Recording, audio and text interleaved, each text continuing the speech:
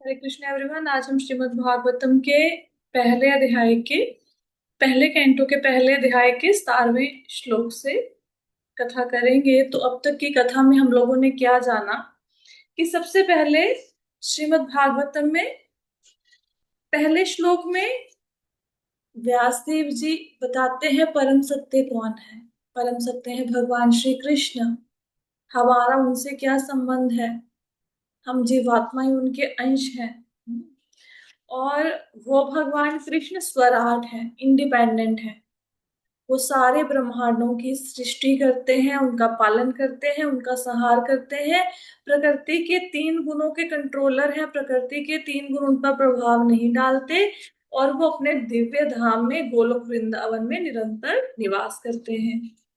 फिर दूसरे श्लोक में हमने पढ़ा कि श्रीमद् भागवतम जो है वो जो कैतव धर्म है। कैतव धर्म मतलब जैसे कर्म कांड हो गए जिनका वेदों में वर्णन है, या बहुत सारे लोग कहते हैं परोपकार की बातें करते हैं, समाजवाद की बातें करते हैं। उन सारे धर्मों को पीछे करके श्रीमद् भागवतम जो रियल धर्म है, भगवान की सेवा करना, भगवान के धाम में वापस कर जाना, जो जिंदगी का एक्चुअल में लक्ष्य है, उस धर्म की स्थापना करता है। भगवान के बारे में हमें बताता है, भगवान की लीलाओं के बारे में। श्रीमद् भागवतम में सिर्फ और सिर्फ भगवान की, भगवान के अवतारों की, भगवान के भक्तों की कथाएं हैं और किसी कर्म कांड का वर्णन नहीं हुआ है। तो सही धर्म की स्थापना करता है श्रीमद् भागवतम, और भगवान की प्राप्ति का अत्यंत सरल साधन है। इतने सारे शास्त्रों को पढ़ने से कोई लाभ नहीं, क्योंकि श्रीमद् भागवतम को पढ़ने मात्र से क्या होगा, हम भगवान के पार्षद बन सकते हैं। सारे दुखों से मुक्ति मिल जाएगी, 3 तापों से। फिर तीसरे श्लोक में श्रोताओं को आमंत्रित किया जाता है श्रीमद् भागवतम को सुनने के लिए, पढ़ने के लिए, कि श्रीमद् भागवतम जो वैदिक साहित्य है, वैदिक साहित्य की तुलना कल्प वृक्ष से की गई है, जो सब इच्छाओं को पूरा करता है। क्योंकि वेदों में लिखा हुआ है कि अगर ये इच्छा है तो इसके लिए ये वाला कर्म कांड करो, आपकी इच्छा पूरी हो जाएगी। तो वेदों का जो कल्प रूपी वृक्ष है वैदिक साहित्य का, उसका पका हुआ फल है श्रीमद् भागवतम। ये जो रसिक जन थे उनके लिए पहले भी बहुत रुचिकर था श्रीमद् भागवतम को पढ़ना, लेकिन ये सुखदेव गोस्वामी के मुख से निकला है। गुरु शिष्य परंपरा में श्रीमद् भागवत हमारे पास पहुंचा है। जैसे पहले भगवान ने ब्रह्मा जी को श्रीमद् भागवतम का ज्ञान दिया, ब्रह्मा जी ने नारद मुनि को दिया, नारद मुनि ने व्यासदेव को दिया, व्यासदेव जी ने सुखदेव गोस्वामी को दिया। तो ये गुरु शिष्य परंपरा में जो ज्ञान हमें मिल रहा है सुखदेव गोस्वामी के मुख से निकला है, ये और भी अधिक रुचिकर हो गया है। श्रीमद् भागवतम और भी ज्यादा मिठासपूर्ण हो गया है। फिर श्रीमद् भागवतम में बताया गया है पहले कैंटो में कि नैमिषारण्य नाम के क्षेत्र में ऋषि मुनि इकट्ठा हुए हैं 1000 सालों तक यज्ञ करने के लिए। क्यों? क्योंकि कलयुग आ चुका है और लोगों के कल्याण के लिए वो यज्ञ करने के लिए इकट्ठे हुए हैं। तो एक दिन यज्ञ के जो कार्य थे वो निपटा के सूत गोस्वामी को इन्होंने आसन दिया ऋषि मुनियों ने, और उनसे आग्रह किया, निवेदन किया कि सूत गोस्वामी जी, आपको सारे धार्मिक शास्त्रों का, इतिहासों का, पुराणों का सबका पता है, सबकी नॉलेज है आपको। आपने गुरु शिष्य परंपरा में इस ज्ञान को प्राप्त किया है और आप पापों से मुक्त हैं। और आप में श्रीमद मतलब जो शास्त्र हैं उनको सुनाने की क्वालिटी भी है। एक तो होता है किसी को पता है लेकिन उसको सुनाना नहीं आता, समझाना नहीं आता। तो ये योग्यता है श्रीमद् भागवतम में। और आपने सिर्फ पढ़ा नहीं है, उसको अपने जीवन में शास्त्रों को उतारा भी है। और आपके ऊपर आपके गुरुदेव की कृपा है, आपने बहुत विनीत भाव से उनसे ज्ञान को ग्रहण किया है। और सिर्फ ना अपने गुरु महाराज से, आपने और भी मुनियों से ज्ञान को ग्रहण किया है। तो जो आपने अपने गुरुदेव से सीखा, व्यासदेव जी से सीखा, जो आपने अन्य मुनियों से सीखा, वो कृपया करके आप हमें बताइए। और क्या कहें, सबसे पहले 9वें जो श्लोक है श्रीमद् भागवतम के पहले अध्याय का, उसमें पूछा कि जिंदगी का अल्टीमेट गोल क्या है। आप हमें बताइए जीवन का लक्ष्य क्या है।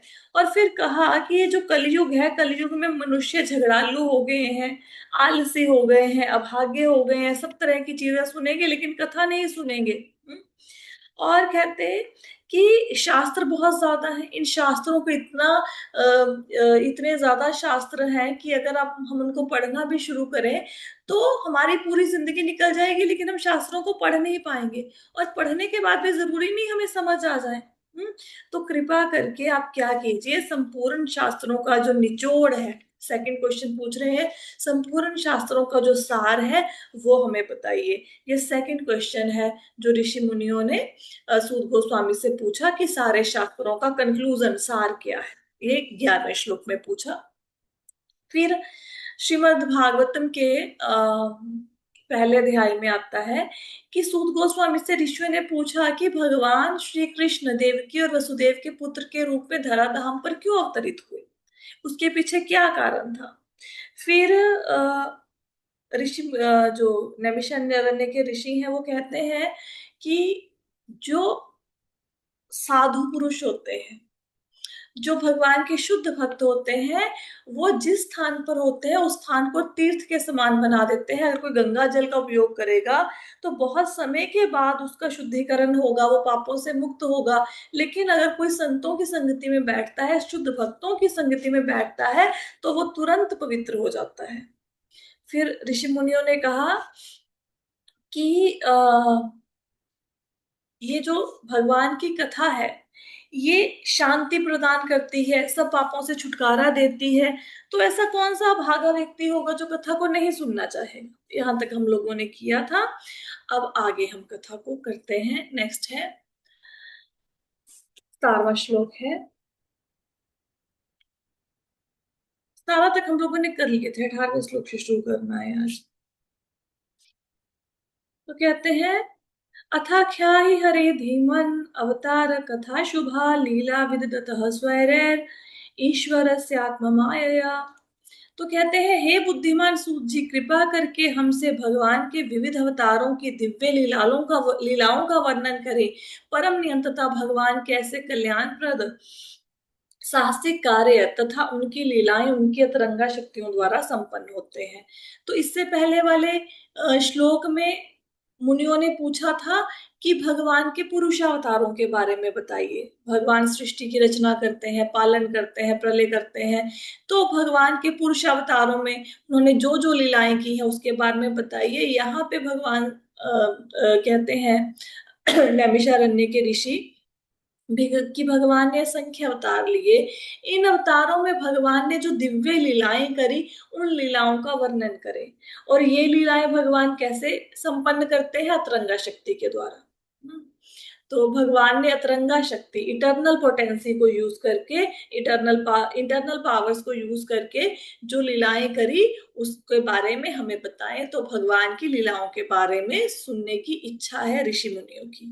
आगे कहते हैं, व्यम तू न वितृप्याम उत्तम श्लोक विक्रमे यच्छृण्वतां रस ज्ञानम स्वादु स्वादु पदे पदे। तो कहते हैं कि हम उन भगवान की दिव्य लीलाओं को सुनते थकते नहीं हैं, जिनका यशोगान स्तोत्रों तथा स्तुतियों से किया जाता है।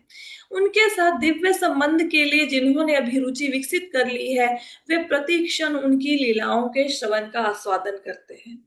तो ये जरूरी नहीं है कि सब लोगों की कथा सुनने में रुचि हो। अब यहाँ पे हम श्रीमद् भागवतम की ग्लोरीज को पढ़ रहे हैं कि श्रीमद् भागवतम को पढ़ने से समस्त पापों से मुक्ति मिल जाएगी, जो 3 प्रकार के क्लेश है, आध्यात्मिक आदि दैविक आदि भौतिक, जिनका नाश हो जाएगा। हम भगवान के पार्षद बन सकते हैं श्रीमद् भागवतम की कथा को श्रद्धा पूर्वक सुनने से। अगर इसका इतना प्रभाव है तो लोग कथा को सुनते क्यों नहीं है, क्योंकि उनके इतने पुण्य कर्म नहीं है। और श्रीमद् भागवतम बिना पुण्यों के जीवन में आएगी नहीं। तो हर व्यक्ति की रुचि हो श्रीमद् भागवतम को सुनने में से जरूरी नहीं है। तो लेकिन यहाँ पे नैमिषारण्य के ऋषि कहते हैं, उन्होंने पहले कृष्ण कथा को सुन रखा है थोड़ा बहुत, तो कहते हैं हमें पता है इसके स्वाद का कि कृष्ण कथा कितनी रसिक जनों को प्यारी है और क्या इसमें आनंद आता है। और क्या कह रहे हैं कि हम इसको बार बार सुनना चाहते हैं। एक कृष्ण भक्त वो होता है जो कृष्ण कथा को सुनकर कभी सेटिस्फाई नहीं होता, वो और ज्यादा सुनना चाहता है। और कृष्ण भक्त कृष्ण कथा के सिवाय कुछ और सुनना ही नहीं चाहता, बाकी दुनियादारी की बातों से उससे कुछ लेना देना नहीं है। और ऋषि मुनि कह रहे हैं कि हम इस कथा को सुन के बोर नहीं होंगे। जैसे गन्ना होता है, गन्ने का एक बार रस निकाल लो, उसके बाद जो छिलका होता है उसमें कोई इंटरेस्टेड नहीं होता, क्योंकि उसमें से रस निकल चुका है, उसको खाने से मिठास नहीं मिलेगी। लेकिन श्रीमद् भागवतम की कथा, भगवान की लीलाओं की कथा, कृष्ण कथा ऐसी होती है, जितना व्यक्ति सुनता जाता है उसकी रुचि उतनी बढ़ती जाती है, उसकी इच्छा होती है मैं और सुनूं और सुनूं। तो बड़े आग्रह के साथ कह रहे हैं कि हमें श्रीमद् भगवान की लीलाओं के विषय में सुनाइए। आगे कहते हैं, कृतवान् किल कर्माणि सह रामेण केशवः अतिमर्त्यानि भगवान् गूढ़ः कपटमानुषः। भगवान कृष्ण ने बलराम सहित मनुष्यों की भांति क्रीड़ाएं करी और इस प्रकार से प्रसन्न रहकर उन्होंने अनेक अलौकिक कृत्य किए। तो यहाँ पे कह रहे हैं कि भगवान कृष्ण जब धराधाम पर आए तो उन्होंने बलराम जी के साथ मिलकर अनेक लीलाएं करी और ऐसे प्रदर्शित किए जैसे वो साधारण मनुष्यों की तरह ही उन्होंने ट्रीट किया। लेकिन एक्चुअल में उनके जो कार्य थे वो अद्भुत थे, वो साधारण मनुष्य नहीं कर सकते थे। जैसे भगवान ने शक्टासुर का वध किया, पूतना का संहार किया, गोवर्धन पर्वत को उठाया, लेकिन इतना होने के बाद भी भगवान के ये रहस्य गूढ़ ही रहे। मतलब जो गोपियां थी, जो भगवान के मित्र थे, यशोदा माता थी, नंद बाबा थे, वो भगवान को भगवान नहीं समझते थे, क्योंकि भगवान की योग माया सब भुलवा देती थी। क्यों? ताकि प्रेम के आदान प्रदान में कोई कमी ना रह जाए। अगर यशोदा माता को पता चलता है कि भाई कृष्ण भगवान है, तो उनको ओखली से थोड़ा ना बांधती, गोपियां उनके साथ ऐसे प्रेम का आदान प्रदान थोड़ा ना कर पाती। अगर गोपों को पता चलता, ग्वाल बालों को, कि ये भगवान है, तो कृष्णा की पीठ पर चढ़कर या उनको अपनी पीठ में बिठा के ऐसे थोड़ा ना घुमाते, उनको अपना जूठा थोड़ा ना खिलाते। तो भगवान अपने आप को छुपा लेते हैं योग माया के द्वारा, ताकि प्रेम के आदान प्रदान में कोई कमी ना रह जाए। और जैसे भगवान डिवोटीज हैं, डिवोटीज भगवान को क्यों नहीं सही ढंग से, मतलब अ, भगवान डिवोटीज के लिए क्यों प्रसन्न रहे, क्यों उनके लिए छुपे रहे? क्योंकि उनके प्रेम के कारण, ताकि प्रेम के आदान प्रदान में कमी ना रह जाए। लेकिन जो असुर होते हैं, असुरों के सामने भगवान अपने आप को प्रकट क्यों नहीं करते? उनकी मूर्खता के कारण, उनकी इग्नोरेंस के कारण। हम्म, तो भगवान कृष्ण ने बलराम के साथ अद्भुत क्रीड़ाएं करी, अलौकिक कृत्य किए, लेकिन फिर भी वो उन्होंने ऐसे संपन्न किए जैसे एक साधारण मनुष्य कोई कार्य करता है। जैसे गोपियों को बुलाया उन्होंने, है ना, बांसुरी बजा के, फिर गोपियां आई तो उनको कहा कि नहीं नहीं आप वापस जाइए। ऐसे कोई जो अच्छी महिलाएं होती हैं, उनको थोड़ा ना शोभा देता है कि वो आए, फीमेल्स को, कि आए और आधी रात में किसी से मिले। तो ऐसे कार्य किए, लेकिन वो गूढ़ रहे सब लोगों के लिए। आगे कहते हैं, कलिम आगतम आगाय क्षेत्रेस्मिन् वैष्णवे वयम आसीना दीर्घ सत्रेण कथायाम सक्षना हरे। कहते यह भली भांति जानकर कि कलयुग का प्रारंभ हो चुका है, हम इस पवित्र स्थल में भगवान के दिव्य संदेश सुनने के लिए और इस प्रकार इस यज्ञ संपन्न करने के लिए दीर्घ सत्र में एकत्रित हुए हैं। तो यहाँ पे सूत गोस्वामी जी ऋषियों से पूछ सकते हैं कि आप भगवान की कथा सुनना चाहते हो, लेकिन भगवान की कथा तो बहुत बड़ी है, कैसे सुन पाओगे? तो ऋषि मुनि कह रहे हैं कि हमारे पास बहुत समय है, हम लोग यहाँ पे 1000 साल के लिए इकट्ठे हुए हैं। और भगवान की कथा से बढ़कर हमारे लिए कुछ नहीं है। तो हम बहुत लंबे समय के लिए एकत्रित हुए हैं, यहाँ पे कलयुग शुरू हो चुका है, ये यज्ञ 1000 साल तक चलेगा। तो आप निश्चिंत होकर हमें भगवान की कथा सुनाइए। आगे क्या कहते हैं, त्वं न सन्दर्शितो धात्रा दुस्तरं निस्तितर्ष्यतां कलिं सत्त्वहरं पुंसां कर्णधार इवार्णवम्। तो यहाँ पे कहते हैं, हम मानते हैं कि दैवी इच्छा ने हमें आपसे मिलाया है, जिससे मनुष्यों के सत्व का नाश करने वाले उस कली रूप दुर्लभ सागर को तरने की इच्छा रखने वाले हम सब आपको नौका के कप्तान के रूप में धारण कर सके, ग्रहण कर सके। तो यहाँ पे ये बताया गया है, ऋषि मुनि कह रहे हैं कि कलयुग आ गया है, और कलयुग ऐसा है कि कलयुग से पार पाना बहुत मुश्किल है। कलयुग में अनेकानेक दोष है। हम कलयुग के सागर से निकलना चाहते हैं, लेकिन अब सागर से कोई व्यक्ति निकलना चाहता है तो उसको क्या चाहिए? उसको वहां से निकलने के लिए नाव चाहिए। तो ये नाव क्या है? ये नाव है गीता भागवत।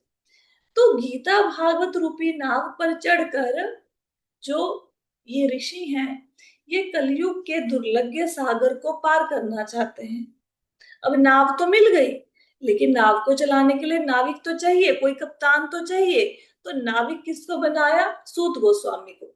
अगर नाविक बड़ा या बढ़िया होगा तो तट तक पहुंचा देगा आपको, लेकिन अगर पायलट ही आपका बुरा है तो जहाज को डुबो देगा, है ना। जहाज को प्लेन प्लेन क्रैश हो जाएगा अगर पायलट बुरा हुआ। नाविक अगर सही नहीं है तो जहाज को डुबो देगा। तो सूत गोस्वामी को उन्होंने अपना नाविक बनाया है और कहते कि आप हमें कलयुग के सागर से पार लगा दीजिए। हमारे ऊपर भगवान की कृपा हुई है कि हम कथा सुनना चाहते थे, लेकिन सुने किससे? तो आप हमें मिल गए हैं सौभाग्यवश। तो आप हमें भगवान की कथा सुनाइए। तो ये जो युग है चार, सतयुग, त्रेता, द्वापर और कलयुग। तो सतयुग को सोने का युग कहते थे। सतयुग में लोगों की आयु होती थी 1 लाख साल की। हर एक युग का एक युग धर्म होता है। तो सतयुग में लोगों का युग धर्म क्या था? सतयुग के लोग तपस्या करते थे। तपस्या करके वो भगवान की प्राप्ति करते थे, आत्म साक्षात्कार करते थे। बहुत समय होता था, 1 लाख की आयु काफी होती है। जैसे जब भगवान राम का अवतार हुआ उस समय दशरथ महाराज की आयु 60,000 साल की थी। तो ऐसे लंबी आयु होती थी। फिर क्या हुआ? त्रेता युग आया। त्रेता युग में क्या था कि यज्ञ के द्वारा आत्म साक्षात्कार किया जाने लगा, सेल्फ रियलाइजेशन की जाने लगी। कोई इच्छा है तो उस इच्छा की पूर्ति के लिए यज्ञ करो। जैसे दशरथ महाराज को पुत्र प्राप्ति की इच्छा थी तो उन्होंने यज्ञ किया। तो त्रेता युग का युग धर्म था यज्ञ करना। त्रेता युग में मनुष्यों की आयु कम हो गई। पहले 1 लाख साल थी सतयुग में, त्रेता युग में 10,000 साल रहेगी। त्रेता युग को रजत युग भी कहा जाता है। चांदी से तुलना की जा सकती है उस युग की। फिर आया द्वापर युग।